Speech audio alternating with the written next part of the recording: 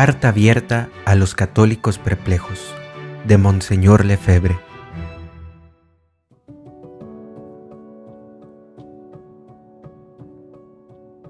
Capítulo primero. ¿Por qué están perplejos los católicos?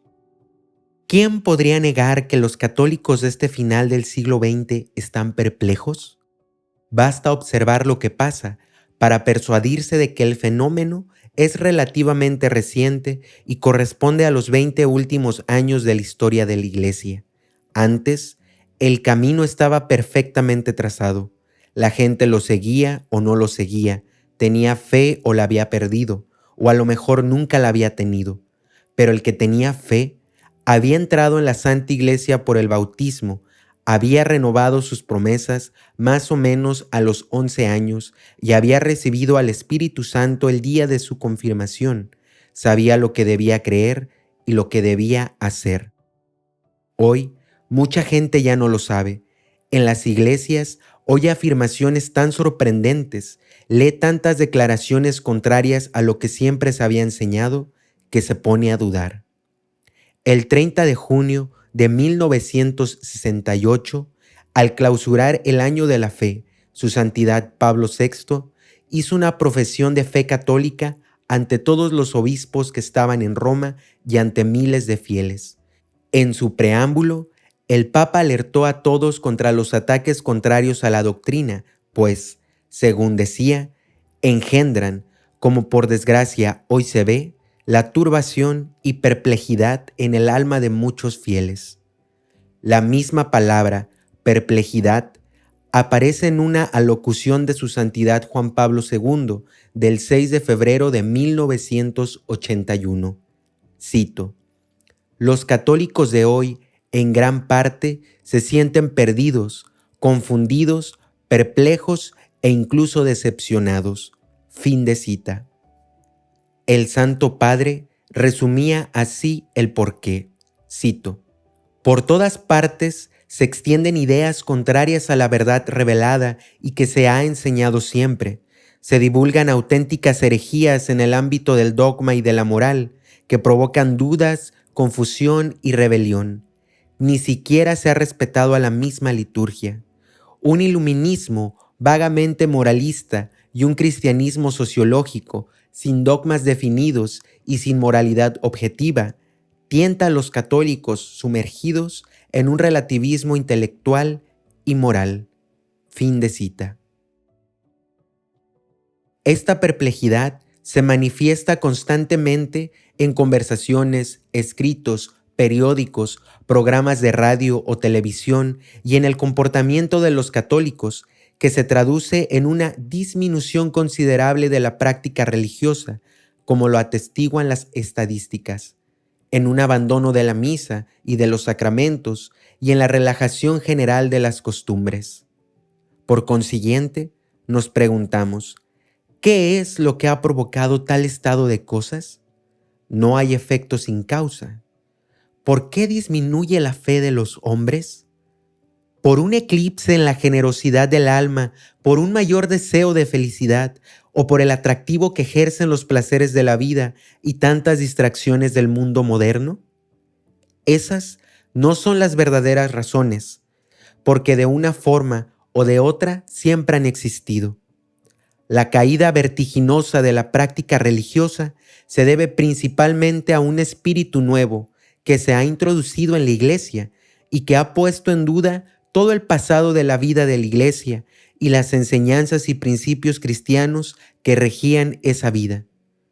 Todo eso estaba fundado en la fe inmutable de la Iglesia que transmitían los catecismos que todos los obispos reconocían y aceptaban. La fe se funda en certezas. Si se derrumban, se siembra la perplejidad. Un ejemplo: la Iglesia enseñaba, y todos los fieles lo creían, que la religión católica era la única verdadera, porque la ha fundado el mismo Dios y las demás religiones los hombres. Por consiguiente, el católico, por una parte, tiene que evitar relacionarse con esas religiones falsas y, por otra, hacer todo lo posible para llevar a sus adeptos a la verdadera religión, que es la de Cristo. Eso, ¿Todavía es verdad? Claro que sí. La verdad no puede cambiar, si no, nunca hubiera sido la verdad. Ningún dato nuevo ni descubrimiento teológico científico, si es que se puede hablar de descubrimientos teológicos, puede hacer que la religión católica deje de ser el único camino de salvación. Pero el mismo Papa asiste a las ceremonias religiosas de esas religiones falsas y reza y predica en templos de sectas heréticas, y la televisión transmite al mundo entero imágenes de esas reuniones sorprendentes. Así que los fieles ya no entienden. Lutero, volveré a hablar de él más adelante, arrancó pueblos enteros a la iglesia, revolvió espiritual y políticamente a toda Europa, arruinando a la jerarquía y al sacerdocio católicos, inventando una falsa doctrina sobre la justificación, la salvación y la doctrina sobre los sacramentos. Su rebelión contra la iglesia fue el modelo de los futuros revolucionarios que provocaron el desorden en Europa y en el mundo. 500 años después, no se puede hacer de él, como algunos pretenden, un profeta o un doctor de la iglesia, cuando no, un santo. Pero si me pongo a leer, por ejemplo, la documentación católica o ciertas revistas diocesanas, ¿qué veo? En la pluma, ni más ni menos que de la Comisión Mixta Católico-Luterana, oficialmente reconocida por el Vaticano II, está escrito lo siguiente. Cito: entre las ideas del Concilio Vaticano II se admiten ciertas opiniones de Lutero, por ejemplo, la descripción de la Iglesia como pueblo de Dios, idea maestra del nuevo Código de Derecho Canónico, idea democrática y no jerárquica, acentuación del sacerdocio de todos los bautizados, el compromiso en pro del derecho de la persona a la libertad en materia religiosa. Puede considerarse que hoy día la teología y la práctica de la Iglesia satisfacen las otras exigencias que Lutero expresó en su tiempo: el uso de la lengua vernácula en la liturgia, la posibilidad de comunión bajo las dos especies y la renovación de la teología y de la celebración de la Eucaristía. Fin de cita. ¡Qué confesión tan clara! Satisfacer las exigencias de Lutero, que fue el enemigo resuelto de la misa y del Papa. Admitir lo que pedía el blasfemo, que decía, cito: para mí, todos los prostíbulos, homicidios, robos y adulterios son menos malos que esa misa abominable. Fin de cita. De esa rehabilitación tan monstruosa, solo se puede sacar una conclusión: o hay que condenar al Concilio Vaticano II, que la ha autorizado, o hay que condenar al Concilio de Trento y a todos los papas desde el siglo XVI, que declararon que el protestantismo era herético y cismático.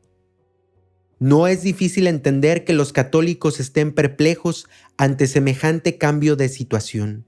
Es más, tienen muchos otros motivos para estarlo. A medida que van pasando los años, los católicos han visto cómo se transforman el fondo y la forma de las prácticas religiosas que los adultos habían conocido en la primera parte de su vida. En las iglesias se han ido retirando los altares y se han ido cambiando por una mesa que suele ser móvil y se puede poner a un lado. El sagrario no ocupa ya el lugar de honor y la mayoría de las veces se disimula poniéndolo sobre una columna a un lado. Y si aún está en el centro, el sacerdote al decir la misa le da la espalda. El celebrante y los fieles se dan la cara y dialogan. Cualquier persona puede tocar los vasos sagrados, que se suelen reemplazar con canastas, bandejas y vasos de cerámica. La comunión, que ya se recibe en la mano, la dan los seglares y también las mujeres.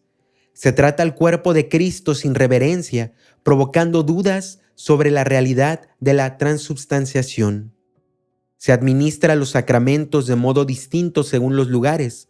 Doy como ejemplos la edad en que se recibe el bautismo y la confirmación, y las ceremonias y bendición del matrimonio, amenizados con cantos y lecturas que no tienen nada que ver con la liturgia y que son de otras religiones o de una literatura absolutamente profana o que expresa sencillamente ideas políticas. El latín, la lengua universal de la Iglesia, y el canto gregoriano han desaparecido de un modo casi general. La totalidad de los cánticos ha sido reemplazada con canciones modernas que suelen tener los mismos ritmos que las de los lugares de diversión. Los católicos se sorprenden con la desaparición brusca del hábito talar, como si sacerdotes y religiosas tuvieran vergüenza de mostrarse como son. Los padres que envían a sus hijos al catecismo se dan cuenta de que ya no les enseñan las verdades de la fe, ni siquiera las más elementales: la Santísima Trinidad, el misterio de la Encarnación, la redención, el pecado original y la Inmaculada Concepción. Así que les nace un sentimiento de inquietud profunda. ¿Todo eso ya no es verdad? ¿Es anticuado? ¿Está superado? Ni hablemos de las virtudes cristianas. ¿En qué manual de catecismo se habla aún, por ejemplo, de la humildad, de la castidad y de la mortificación? La fe se convierte en un concepto vago, la caridad en una especie de solidaridad universal, y la esperanza es, sobre todo, la esperanza de un mundo mejor. Estas novedades no son del mismo tipo que las que aparecen en el orden humano con el correr de los tiempos, a las que la gente se acostumbra y que asimila después de un primer momento de sorpresa y de vacilación. En una vida van cambiando muchos modos de actuar y de hacer las cosas. Si yo aún fuera misionero en África, viajaría en avión y no en barco, aunque solo fuera por lo difícil que sería encontrar una compañía marítima que preste ese servicio. En este sentido, se puede decir que hay que vivir con la época y, además, estamos obligados a hacerlo. Pero los católicos a los que se les ha querido imponer novedades en el orden espiritual y sobrenatural en virtud del mismo principio, se han dado claramente cuenta de que eso no puede ser.